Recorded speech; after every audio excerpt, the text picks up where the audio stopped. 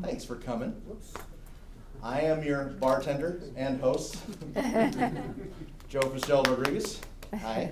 I'm the Vice President of the Northern California chapter of the Society of Professional Journalists, located here in San Francisco, but I'm also a columnist and transportation reporter with the San Francisco Examiner. I am so glad to see all of you out here today who care about press freedom and what the heck has been going on here in San Francisco. Now, we have a great program for you tonight. We've got some great guests, but before I introduce them and before I introduce what's going on tonight, I just wanted to thank our sponsor for tonight, Medill School of Journalism. Let's have a round of applause real quick. Come on. Lawrence Patrick, director of the school, just with a few words for you about what they do. Welcome to Medill in San Francisco.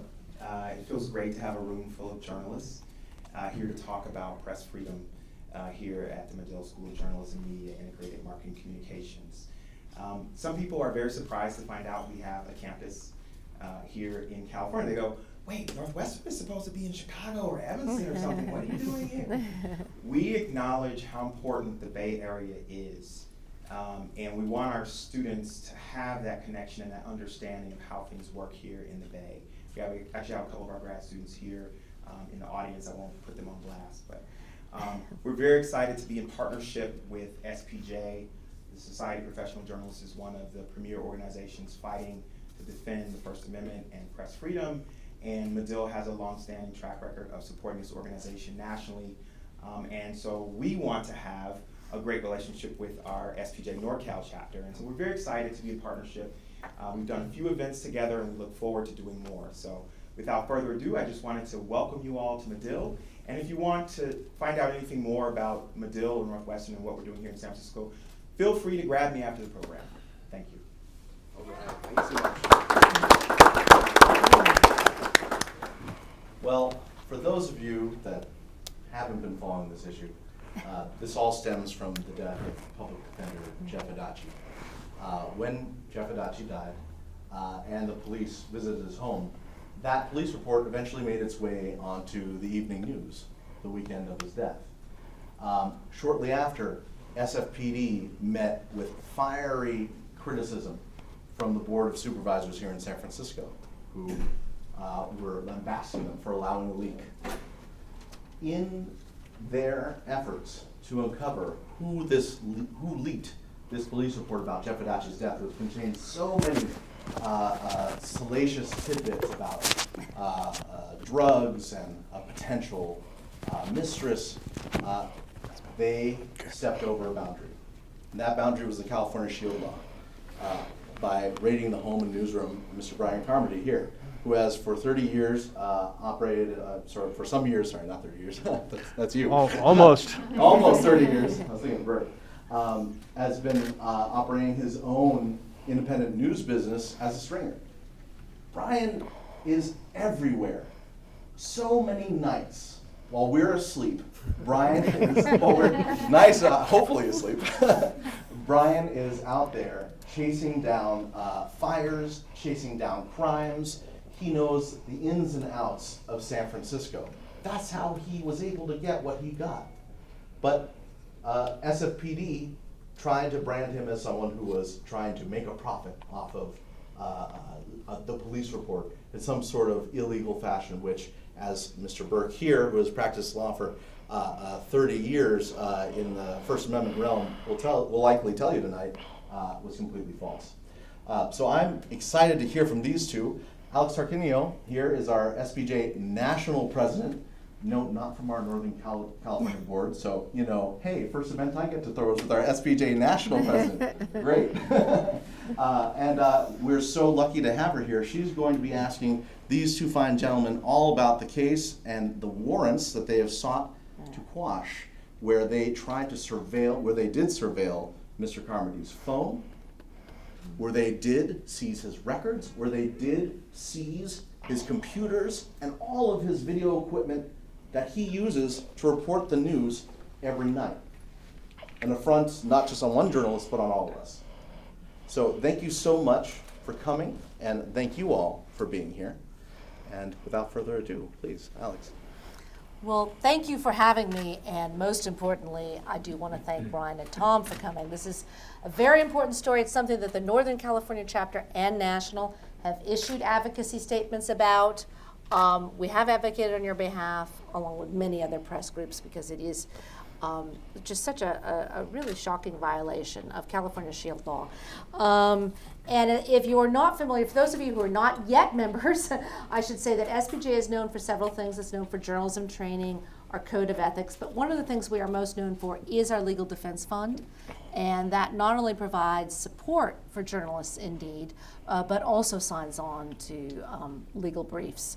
And this is something we've done for a long time. And actually tonight is a bit of a reunion too, because one of Bryan's lawyers, Thomas Burke, is here. He's with, I looked this up, Davis Wright Tremaine. But he's also had a long time involvement with our Northern California chapter here in San Francisco on our Freedom of Information Committee. So I'm glad that he could be here as well.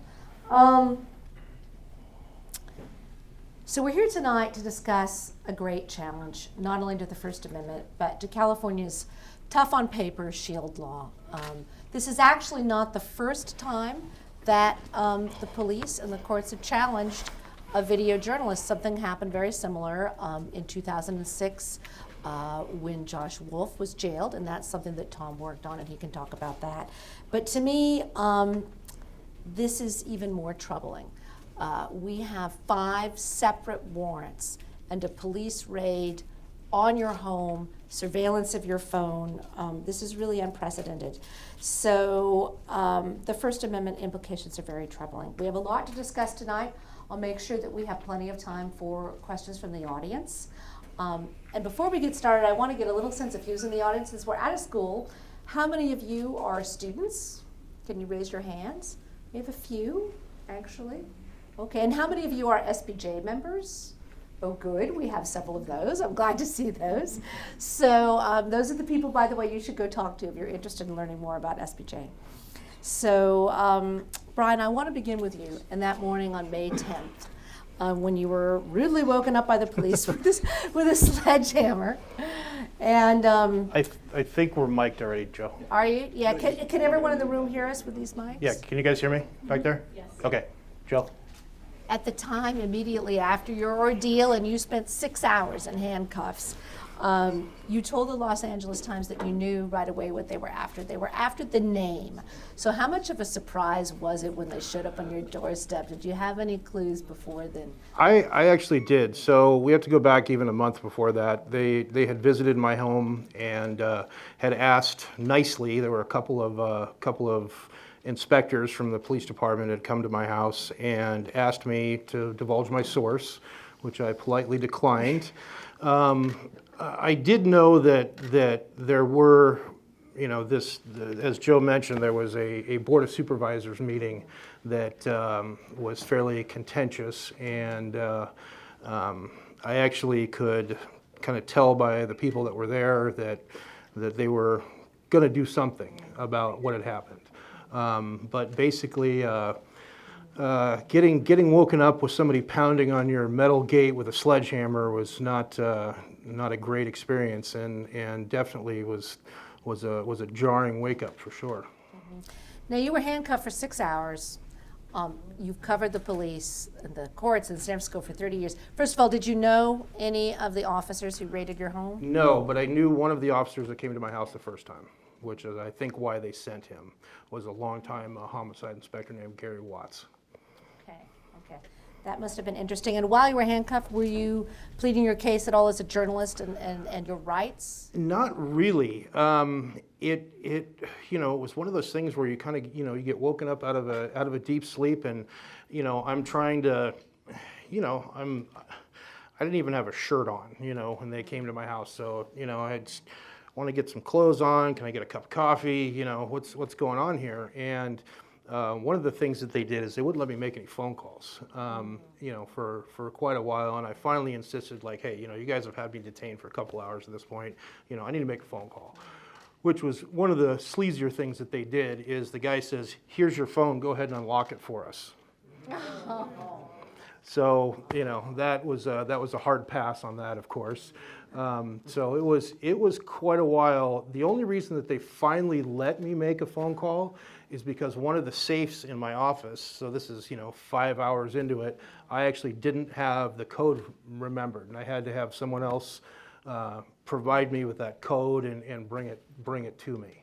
And this is an important fact too. They raided your home first and woke you up and came in with a sledgehammer.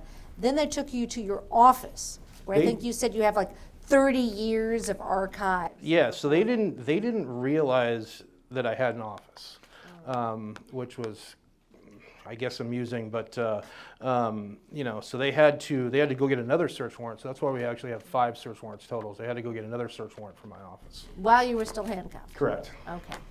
And there were also 2 FBI agents there? Is that Yeah, so you can tell the SFPD guys, because they all wear these, fairly casual clothes and raid jackets and everything. There were a couple of guys there that were very well dressed and, sharply dressed in very expensive suits and, They're not FBI, just to be clear, just for the record. And, they definitely stood out from the other people. And they took me back into my home office, which is not the other office, but took me into the back of the house and, set up a couple of chairs like this and sat me down and pulled out their large, oversized federal IDs that these guys carry. So it wasn't just the suits. You actually did see FBI IDs. Yes, okay. they identified themselves as FBI agents. Okay. They gave me their names, which I cannot remember, but they tried to ask me questions and told me that I was, involved in a criminal conspiracy and that there'd been an obstruction of justice and all this stuff. And that was one of the things that I did correctly, is I was smart enough not to say a word to them except lawyer and stop talking to me and lawyer and lawyer and lawyer. So I actually did not say anything to them about the case at all. Okay. And Tom, can you say a little bit about the legal implications of having FBI agents along on this police raid? Well, it's really a problem for all the obvious reasons, but the not so obvious reasons is the Attorney General of the United States has to authorize an interview with a journalist in the United States. It can't just happen as it happened here. So either under the guidelines that have been long negotiated with the Attorney General's office, either they were not followed, or in fact the Attorney General of the United States personally approved the interview with Bryan. And there's a lot of issues that Bryan's situation raises, but one of the ongoing questions that I have is, why is the FBI asking him questions? And I don't think we have had any answers to that question. It is curious because coming from out of town, I am from Northern California, but I had not followed the Adachi case because I've not lived in the Bay Area in a long time.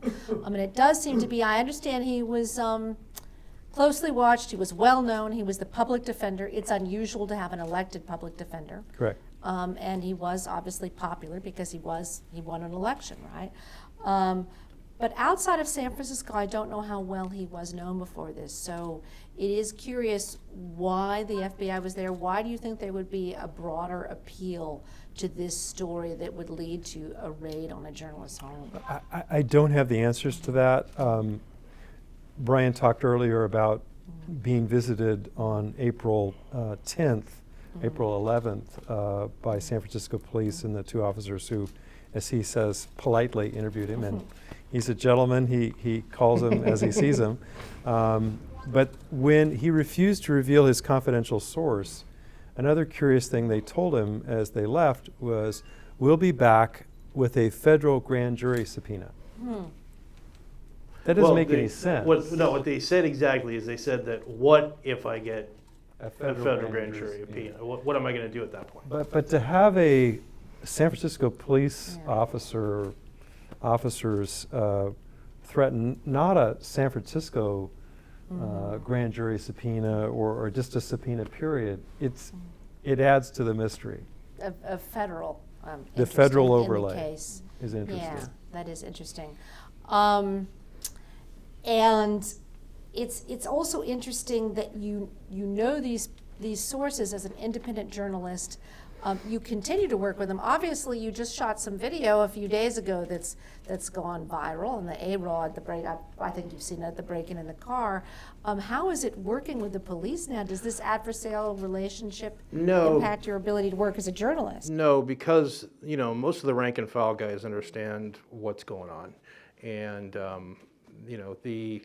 the support for the police chief amongst the rank and file is almost nil. And that wasn't from this alone, but one of the things that we found out is that he applied for another job within the first year of him being here, in Southern California. His from what I've understood is that his passion is in Southern California, and that's where he wants to be. And so to answer your question, it hasn't been a problem. I've had maybe 2 guys that I picked up a little bit of attitude from, but that's no different than before this happened.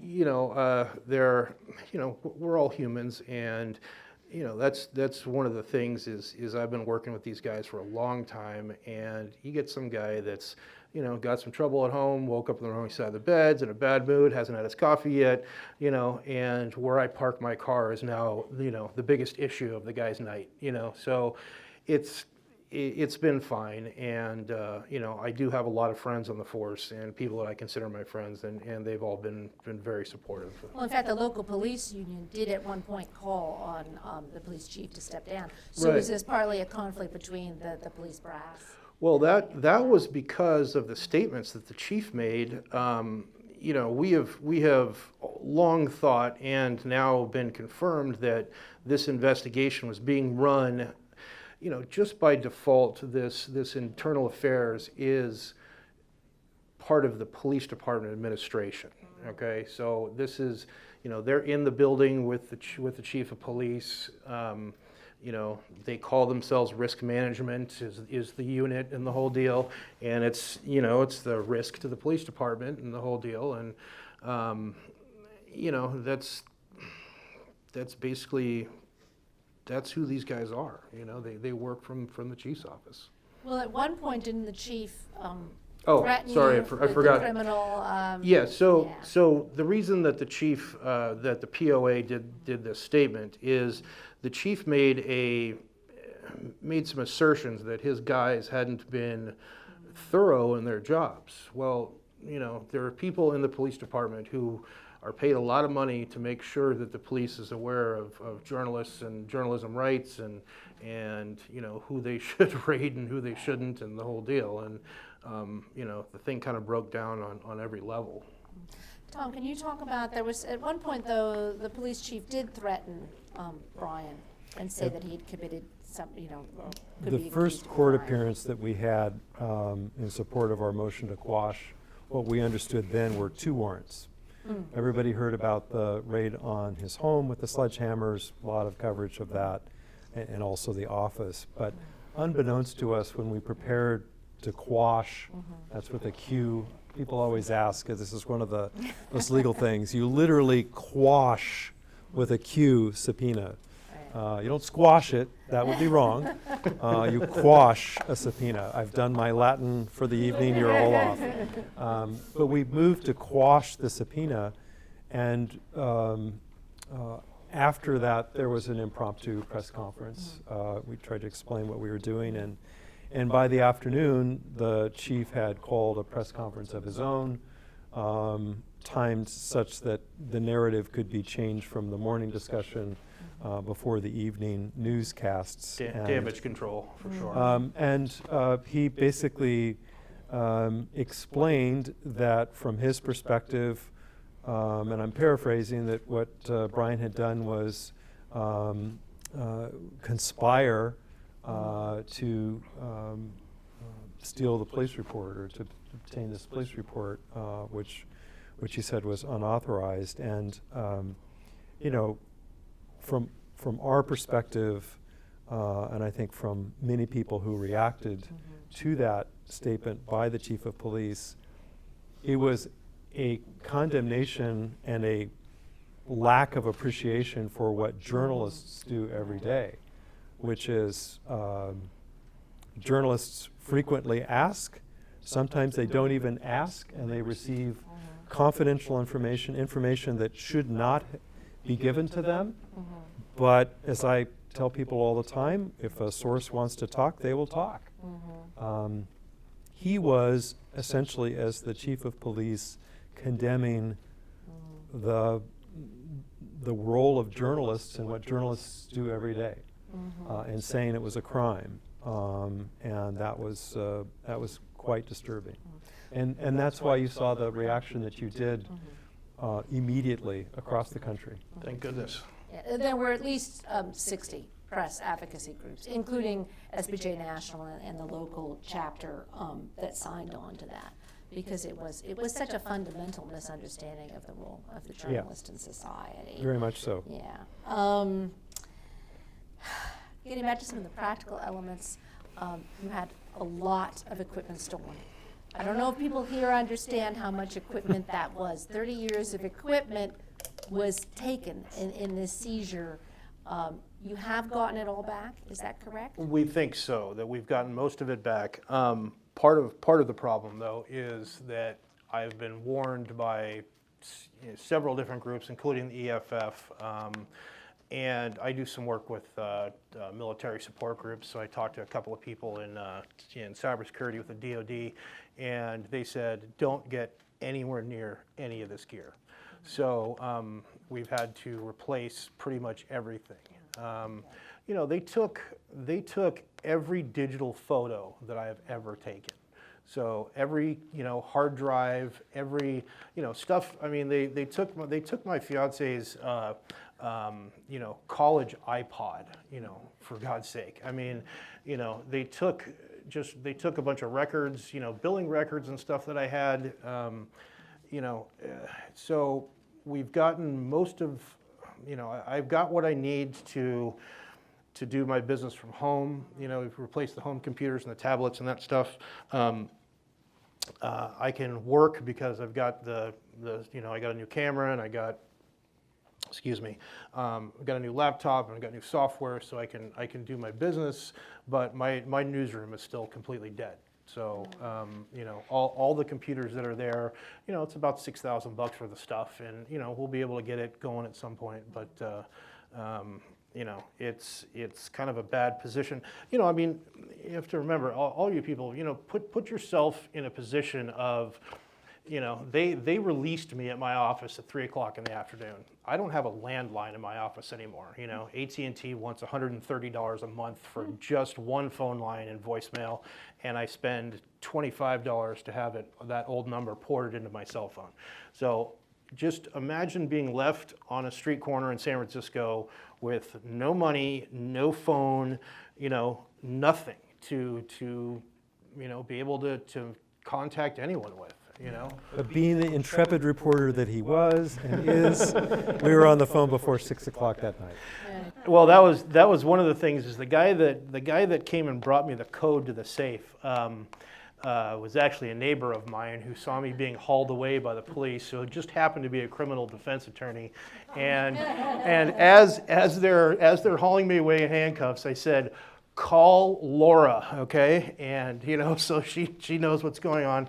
Anyway, so when he came and brought the code to the safe for these guys, so that they didn't take it and ruin the safe and the contents and the whole deal, I said, I want you to call this guy at KGO. My buddies from KGO are in the back here. And I said, you call Jim Huntington and tell him what's going on and to get somebody down here.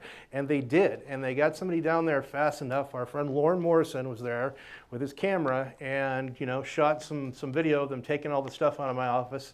And I had to borrow a phone from Lauren to call Laura to get, And that was actually our first stop, was go to Verizon to get me a new phone. But one of your first calls was to talk as a source to reporters about the story. The article about you in the LA Times and other places were Yes. online the next day. Yes. Was that a difficult decision for you to make as a No, journalist? To talk it about wasn't. your story? And Okay. there was some debate in my household because someone else in my household works in the PR business and a longtime editor and reporter, and she said, well, I don't think you should be talking to all these people and everything. And I said, I'm going to talk to anybody and everybody that wants to talk to me about what's going on and explain to them what I do and what happened and, you know, why this whole thing is a problem. And I literally talked to, for the next week, I was on the phone for almost 12 hours a day.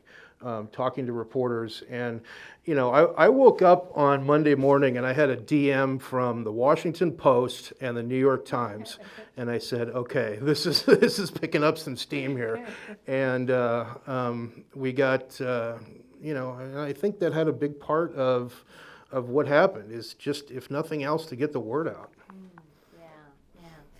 We've now moved on to the legal battle, and as your lawyer said, I think you've quashed 4 of these motions, and I know you have one more. You're back in court Warrants. this Friday. Correct. Can you talk a little bit about the phone warrants, which you did not know about at the time of the raid on his home?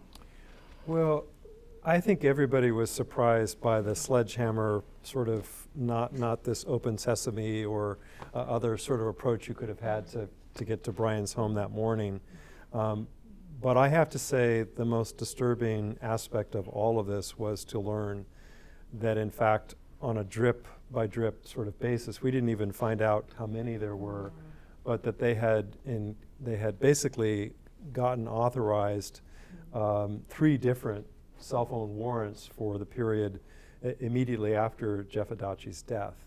And I've tried to bring this home as much as I can to reporters. If you can imagine that everybody who's contacted you on your cell phone, everybody that you've attempted to contact on your cell phone, and the actual texts exchanged that you may have used on your cell phone, in addition to cell tower data, which can be essentially triangulated so they know physically where you are when you are making and receiving and exchanging texts.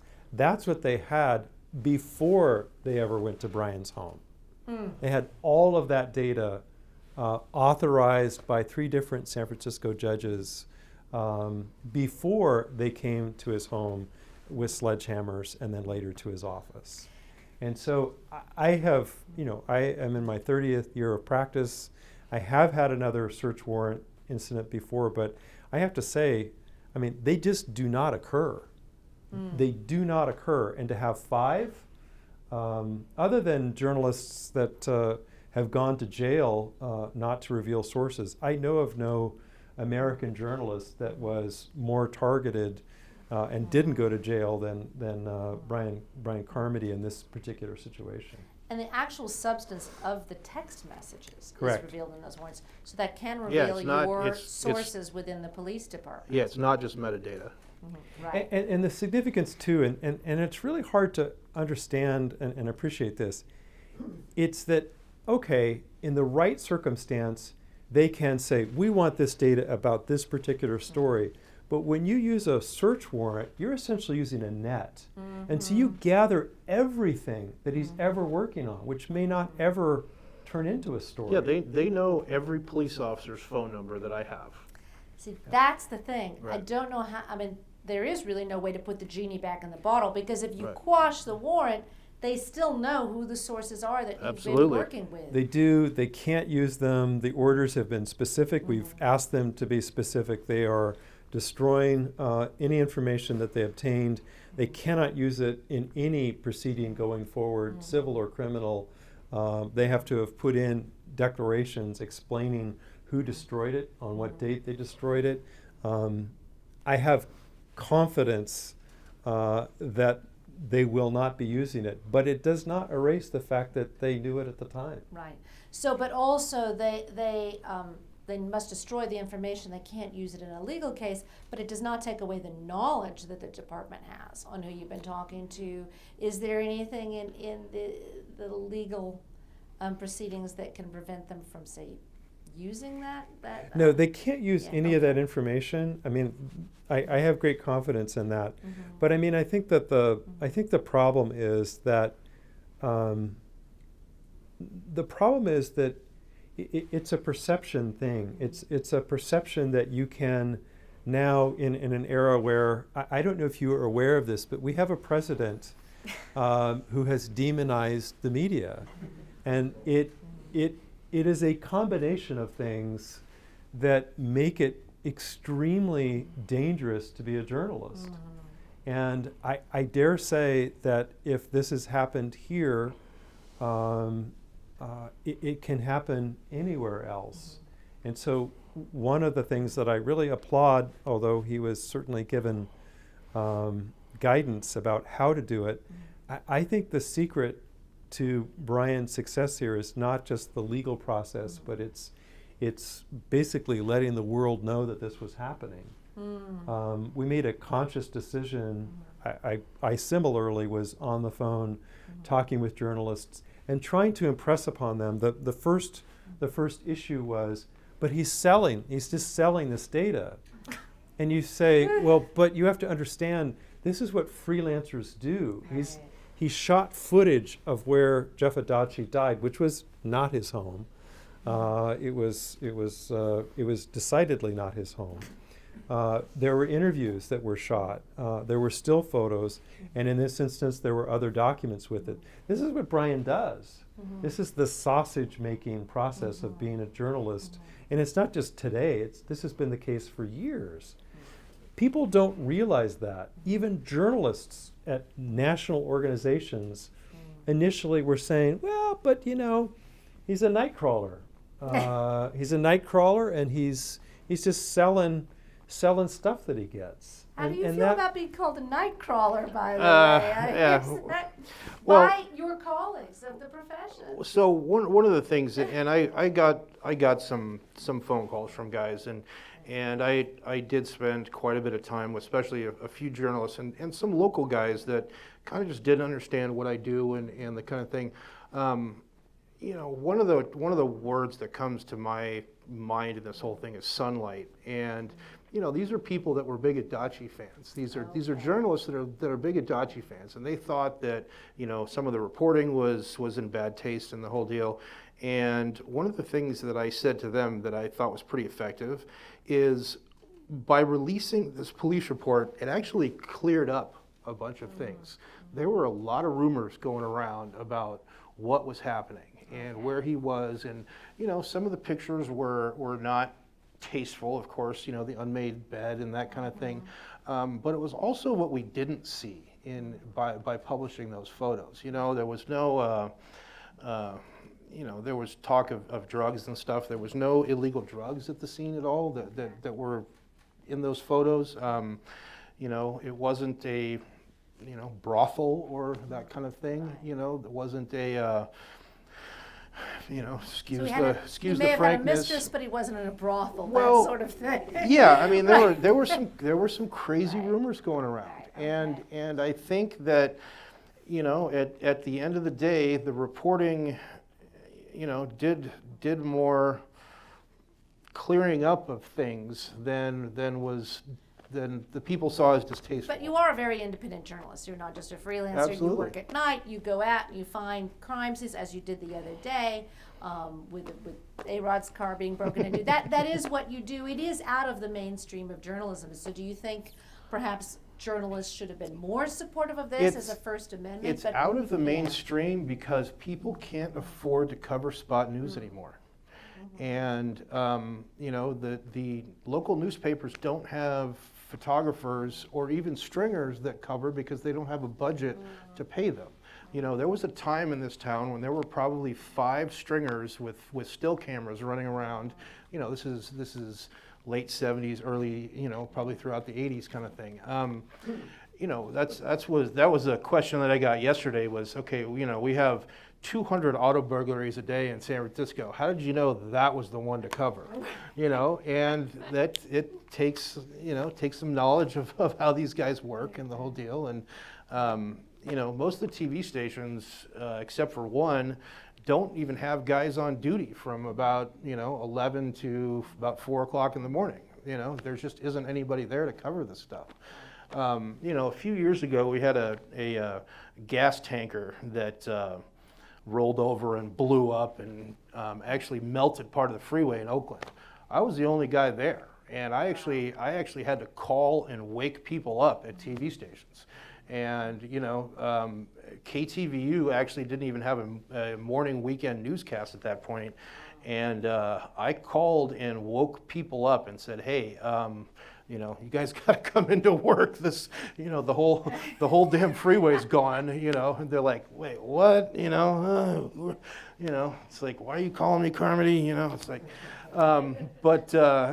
this stuff happens, and it's, I dispute what you said a little bit about this not being the mainstream of news. It's just something that's not kind of covered anymore. Is spot news, and a lot of the stuff I cover is not hugely significant to the world, but I'm the first guy that's there, and I'm the guy.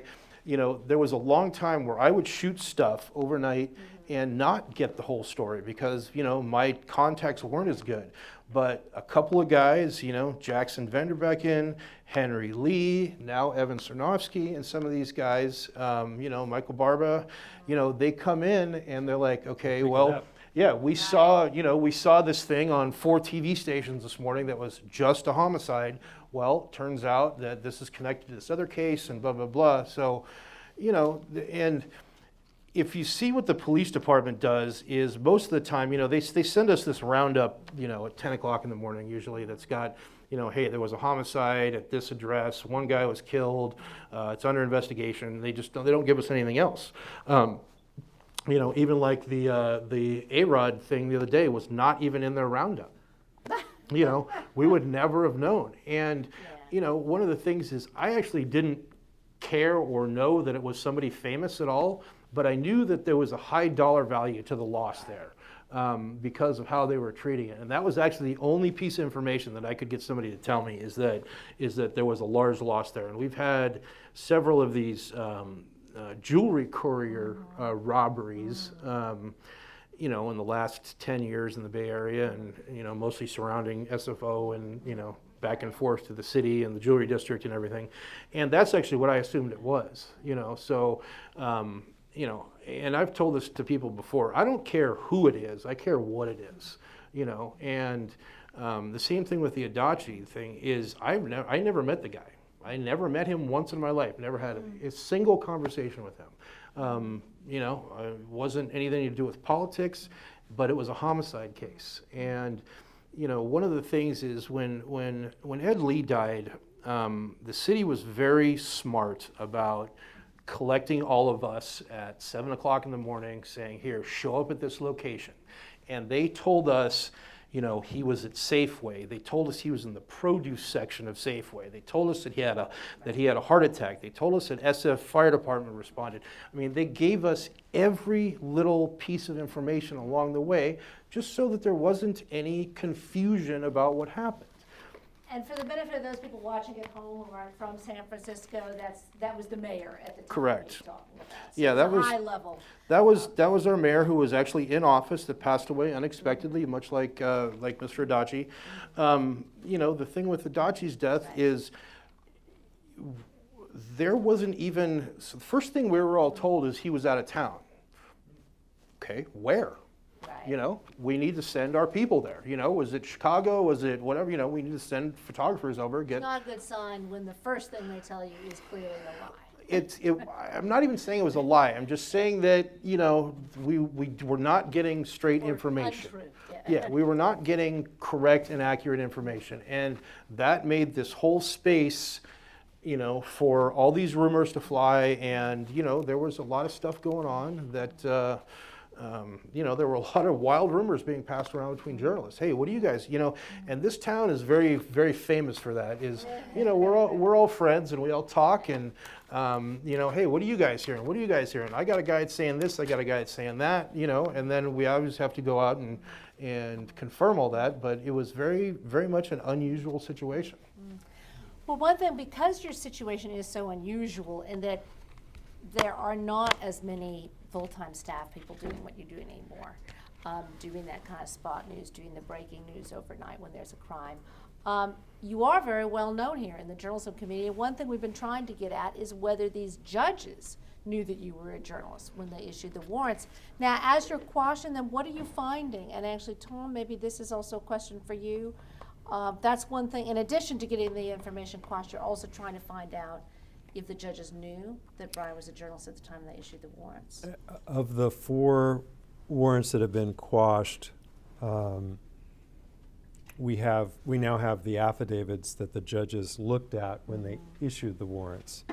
And in all 4 of those affidavits, and I believe the 5th will be the same, San Francisco police did not tell any of the judges, any of the 5 judges, that Bryan held and holds a current San Francisco press pass. I personally think that's the most significant failing, because to me, that should have sent signals to those judges. Now, there is some language about him being a videographer that appears also in all of them. I personally don't think that's enough to necessarily raise the kinds of questions that the press pass would. In 2 of the warrants in front of Judge Decreon for the home and in front of Judge Wong for the office, both issued within 24 hours, there was a reference there in those affidavits to Bryan being in the business of selling information to newsrooms. And I think reasonably a lot of other questions could have been asked then, but they simply weren't. Or if they weren't, it didn't sufficiently register to challenge a doubt by those 2 particular judges, at least based on what we know now. Yeah, and there's actually language in there that says referencing my career of covering news stories. I mean, that's pretty much as clear as it gets, Okay. Well, last question before I throw it out to the audience, but this is very important. SPJ has long advocated for a federal shield law. You have a strong shield law in California. It did not protect you in this case. But would it be helpful to have a federal shield law? Would that have made a difference in a state that already had a shield law? I don't know, Tom, do you want to take that first? Well, I will also always be an advocate for a federal shield law, because when you think about it, when you're working on a story, you never have any idea whether it's a federal subpoena that's going to come your way or a state one. So you want that. It has been a derailed effort because of, frankly, concerns about the Attorney General, the U.S. Attorney General, not wanting to give protection for national security related reporting. But my own personal view on that is there is so much other reporting besides national security reporting that would benefit from a federal shield law. You can't raise that question enough.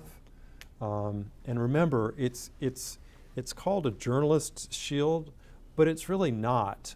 It's protecting the sources that talk to journalists. Right. It's a misnomer in that sense. You want to protect journalists so that the people who talk to them will continue to will continue to talk to them.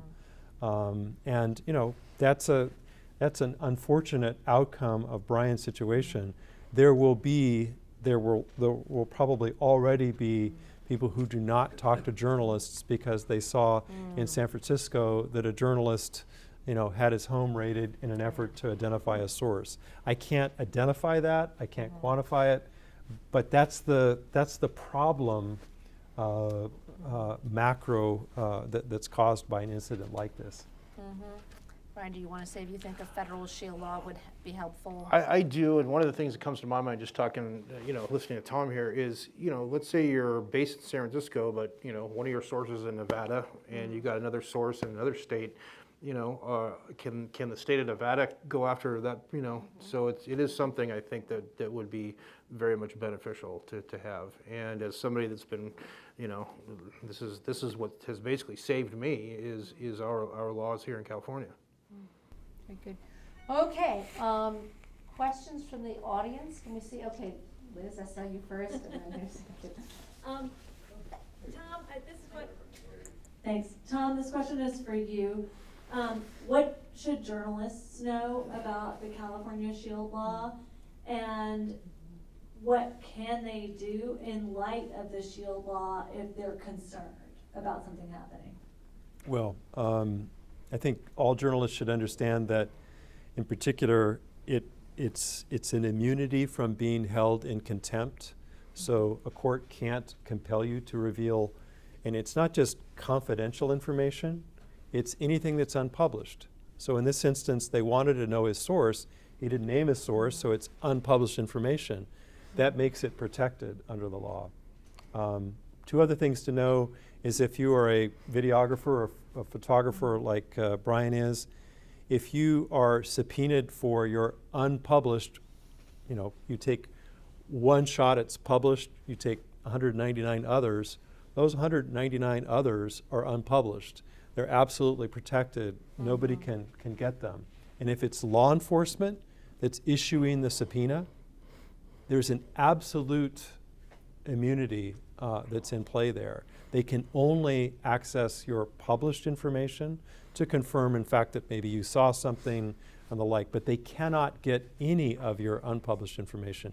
That's why here, within a few moments in talking with Bryan the evening that he was detained, I knew that there was an absolute immunity for him because it was coming from a place of law enforcement issuing the warrant, as opposed to, criminal defendants oftentimes will also issue warrants or they'll also issue subpoenas. But in those instances, they're trying to prove their innocence. And so there's a balance between their constitutional right to evidence that may exonerate them and the First Amendment right. Those are much more complicated cases. But journalists should know they have rights. They should not ever waive them knowingly. So if you get a subpoena, get on the horn with a lawyer. California has a unique shield law, and it has a provision which I was involved in representing somebody more than 20 years ago. He received a subpoena, he showed up at trial, he ended up testifying. He didn't have a lawyer. It was all that was the case as it was presented to me in the Court of Appeal. What a joy. It's already a hellish case. But at the end of that, the end result was that California changed the law. And we inserted some very practical protections, which is if you receive a subpoena, you are to be given 5 days notice before you ever have to testify. And that purpose is so that you get a hold of a lawyer like myself or any number of others, and we'll talk to the person who issued the subpoena and say, wait a minute, you do not want us there. We will interrupt your trial to protect Bryan or anybody else. So that's one of the things I wanted to talk about. I've been a freelancer pretty much my entire career, and we were talking about this a little bit earlier. Lawyers are expensive, and when I'm cheap. I'm free, man. I'm saying in the general big picture, yes, Tom. So I'm getting at that, okay? My cheapness, you're getting at that? Oh, yeah. Stop. Go on. Anyway, so I'm a guy that's worked by myself this whole time, and that guy right there was big in getting me some help with SPJ and the whole deal. Between the SPJ and the First Amendment Coalition, those are resources that are available to you, and reach out to them. That was my point. Yeah, and the reality before. is, if you have to hire yourself a lawyer, it's very expensive. And by the way, I would like to thank Tom and everybody that's worked with his firm. I met his assistant today for the first time, who's done incredible work for me. I would be sunk if it wasn't for this guy and for the rest of the people, including the people at Kecker with Ben Berkowitz that have really been there for me. I mean, can I talk about how much this has been, or No, Okay. but the reality is it's a lot. But the reality is, we want to hear those phone calls we'll figure out the arrangement. We were not talking about arrangements the Yeah. night that you called. Right, We immediately right. went to work, and any lawyer in this field, it's a very small, tight field. We want to get you representation immediately. And SPJ, the First Amendment Coalition, and others, they have these programs. We'll figure it out. Right. The immediate need is to make sure that you are fine And your sources and are that very much protected. happened before, there was any paperwork between Tom's firm and myself. They were on the phone with SFPD, trying to get some stuff ironed out, immediately. So my point is reach out to these people. They're there for a reason, especially the people that are freelancing in this room. You're not alone. So that's That must have been very comforting, though, to talk to Ab- Tom, right? Because that's a very Absolutely. terrifying thing you've been through. Absolutely. Being handcuffed for 6 hours is Yeah. not easy. To have Tom on the phone must at least have been a comfort. Absolutely. It was good to know. I mean, again, I couldn't even email anybody. We had to go, the first stop was go to Verizon, second stop was go to Costco to get a laptop, Right. It's like you have to start from the beginning. Yeah. Wait a second, I saw a second hand there. Lady behind me. I think my point was already addressed. I was going to mention First Amendment Coalition, but since you brought it up, there is also a legal hotline for freelancers that you can call and Give it counsel up. for guidance, including even if you just have questions about the Public Records Act. I'm sorry. What's the phone And I number? should have asked people to I introduce don't themselves know the to phone you. number. Feel free to go to First Amendment Coalition. If they didn't take your laptop. Yeah, right. No, Exactly. it's That's just the pretty. I problem. should be asking people to introduce themselves. So you're with the First My name is Juliet Williams. I'm the editor of the Associated Press, and I am on the board of the First Amendment Coalition. Okay. Yeah, David Snyder is definitely somebody I want to acknowledge also. This gentleman here. That's, Yeah, perhaps we can also begin, I should have said at the top, by introducing yourself if you're with an organization. I was interested in what you said about, at least I thought, about the attitude of the rank and file police as opposed to, let's say, the chief and the brass. Have they been supportive of you both during this and? Yes, all very folks much. you can work with? Very much so. That's one of the things that I've been pleased about. And, there's a lot of, the SFPD they've had some issues in the last few years, let's put it politely, but most of the rank and file have come up to me and said, what they did to you was wrong. And that's pretty much the basis of how these conversations that I've had with many people that I've known and not known, people have said, they want to see my press credentials. Say, what's your? Oh, holy cow! They're like, I know this name, and the rank and file have been great, and I think they recognize the injustice in the whole deal. Gentleman in the back and then. Yeah, George Devine, KGO-TV. This question is probably better suited for Tom. Is there a potential penalty or censure against the judges who missed some obvious cues that Bryan is a journalist? I mean, could they face discipline for this? Should they face discipline? You're talking to a lawyer who's representing Bryan, and I still have one more motion to quash. Pass.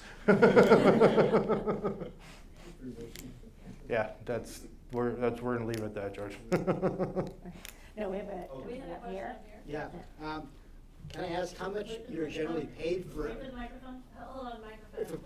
say, how much you're generally paid for a leak of a police report like this and also for the photos? And I assume the policeman that gave it to you is not remunerated, is that correct? Okay, so let's be very clear. I'm actually not going to talk about what I'm paid and when and by whom, but I will answer this part of your question, is that I did not in any way, shape, or form compensate the officers that were involved in this. There was no money changed places, there was no favors, there was not even a cup of coffee, as I've said before. So I did not pay for this report.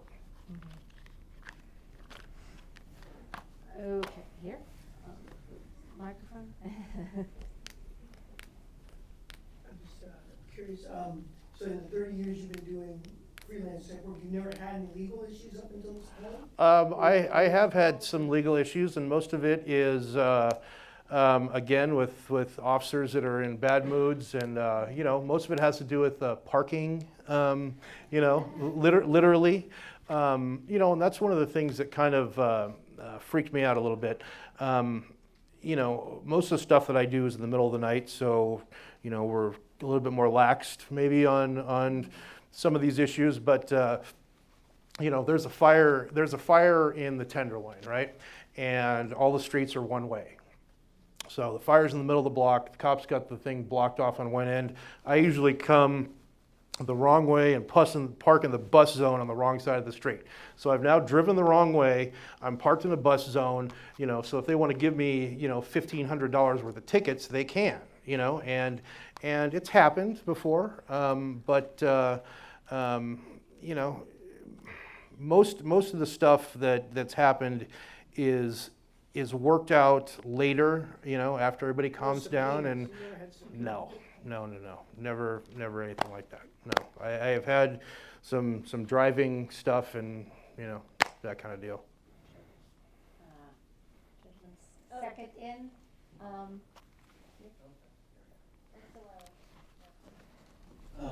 Tom, you mentioned that there have been some changes to the shield law in the past in response to some instances where it seemed not to have been equal to the task. Does this instance bring to mind any proposed changes, or does this bring perhaps some failures of the shield law that you think need to be addressed through a legislative amendment? I'm sorry, can you introduce yourself? Oh, I'm Sean, former investigative reporter, and currently at Stanford Law School. I certainly thought about it throughout the whole process. I don't know that you could describe the situation as a failure all around, because I think the reason all of the warrants have been quashed, and I think that the fifth one will happen on Friday, is because of the strength of the shield law. It's unambiguous that you cannot issue, and it's a penal code section. It's not in the shield law itself. The way California's penal code, it has a small provision that basically says no warrant shall issue for information protected by the shield law. It's that short, it's that specific, and then it incorporates the shield law, which I've referenced to you. So I don't think there's a failing in that. I have to say where the practical person in my mind, which is what I go to more often than anything else, is how do I and how do others prevent this from happening again in the future? And I have even talked with Duffy Carolyn, who's a lawyer and friend of mine involved in unsealing all the affidavits. And we've talked about, what if the judges in hearing an affidavit fill out a form, as they probably do in some way, but what if that form, asks the question, are you a journalist? I think that might work for a while, but it's like any other form. At some point, you just don't see it. And I'm telling you, this does not come up. This has only come up, one other time for me in 30 years. And I ask other media lawyers who've practiced, this does not come up. They do not issue warrants for newsrooms. It's not only prohibited by state law, it's prohibited by federal law. Originally, there was a case that went up to the US Supreme Court called Zurcher versus Stanford Daily. It was back when you could get down to Stanford in 20 minutes. That's a joke, an inside joke. And there was a protest on the campus. They wanted to see outtakes, unpublished information of the protest. And so they issued a search warrant and they seized outtakes of the protests that were in the newsroom at the Stanford Daily, the student newspaper. The case worked its way all the way up to the US Supreme Court. They said there's a First Amendment protection. You have to be careful and mindful of journalists. Well, the Supreme Court essentially said, no, you don't have any special protection as journalists. End of story. Well, the response to that from Congress was to pass the Privacy Protection Act of 1980, which gives that sort of protection to journalists. And California and any number of other states also passed what is the penal code provision that I referred to. That's all after, in light of that incident at the Stanford campus. So I don't think it's a failing of the law. I think it's a failing to appreciate that the law absolutely protected Bryan in this instance. And I don't know how you fix that when it was just an abject failure on the part of the police department. I think there has to be some accountability. I think there has to be some training. But, you know, that's not really my role. My role is to quash this, the warrants, and we're almost done. Okay, I saw two hands. The man in the green shirt first, I saw first, and then there's one straight in the back. Oh, that dropped off. And please do introduce yourself. Hey there, I'm Tyler Sonamaker. I'm a student here at Medill. So I have a question for Bryan. To what extent does this case, and hopefully this happens again, but to what extent does this make you rethink how you go about protecting sources, or what sort of technological to Yeah, that's a great question. You figure, it's pretty clear to me that they have ways, despite what we've been hearing, that they have ways to get into locked cell phones. They have ways to get into locked computers.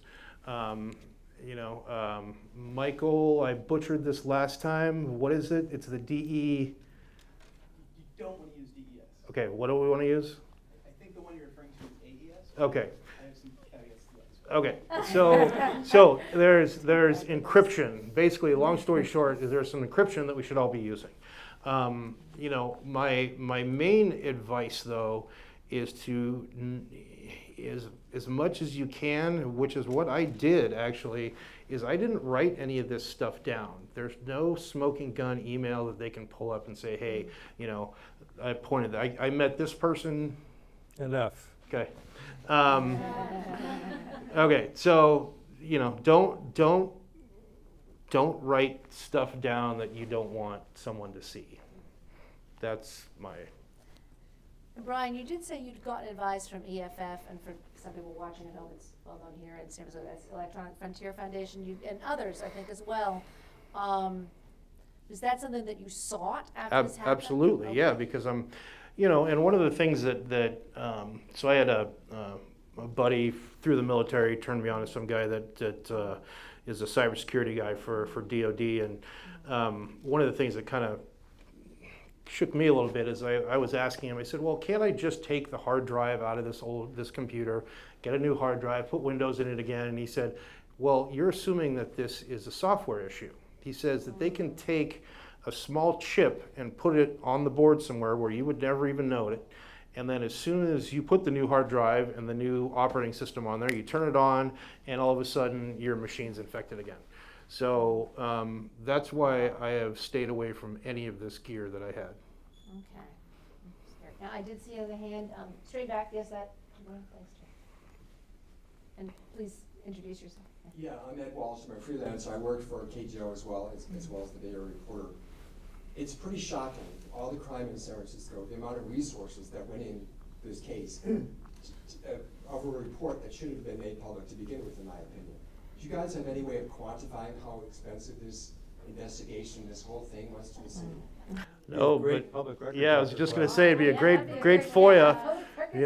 One of you journalism students start making those requests. It's hard to quantify because obviously it's a lot of meetings, it's a lot of staff time, it's a lot of resources, but it's considerable. I mean, and I believe the police department was under great pressure to find out the source of the leak, and they overzealously went out to try and determine that. Yes. Derek Kerr.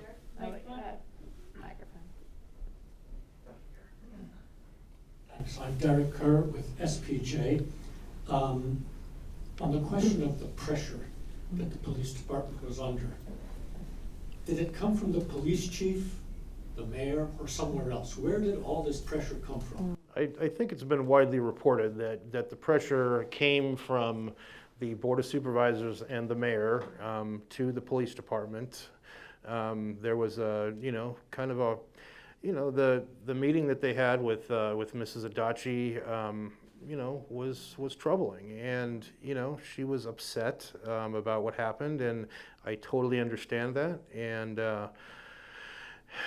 just because you want something to happen doesn't mean you can cut corners, though. There were things that they could have done other than get search warrants, and they didn't do those things. So, in fact, publicly, it's good that you mentioned the mayor. Both the mayor and the police chief walked back. They initially came out and defended the raid, and then they walked that back. Why do you think that was?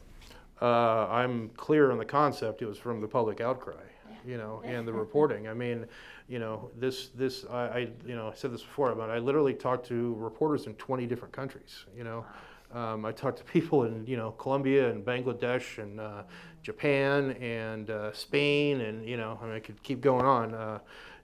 Russia and the whole deal. And I think that once you see yourself on the front of the Washington Post, and the New York Times and the LA Times, I mean, we have some great journalists here in this town too, but it's when you start getting those major organizations talking about this and doing editorials. There were some great the Chronicle did some amazing reporting and is continuing to do that, and some of the editorials that were done were really kind of scathing and powerful. So I'm fairly certain that that's had a lot to do with it. Yeah, question here. There we go. Very the technical question about professional standards and legal standards also. Is there a public right to know about a police report?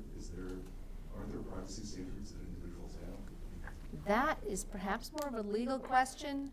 So there's the ethical question is a different component. That's sort of if you have the right to publish, should you consider it a harm for. That's more of the ethical question, but there's a legal. I think the legal. So the police report eventually should be released, but there is some information that they are allowed to keep out of the report for privacy things. And as far as I know, none of the people that I provided the report to published the entire report. So it's actually still technically unpublished material. And as for the ethics, I'll point you back to what I said earlier, is that, how do we quantify what is tasteful and what is not tasteful reporting? It comes down to what I said before about, providing some sunlight on, again, it's my assertion that there was a lot that report cleared up, and being able to see that, and the reporting that was done, it's a lot that it didn't show is what I will say. Getting to the ethical, because that's one thing that SPJ is known for, is our code of ethics. We do have a different standard for public figures and private figures. You talk about a right to privacy.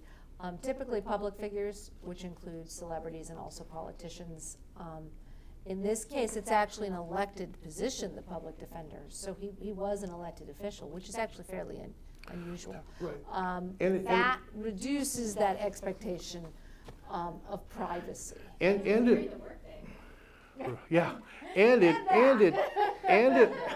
it also gets back again to this, the way that this information was released and or not released. That we were all told that he was out of town.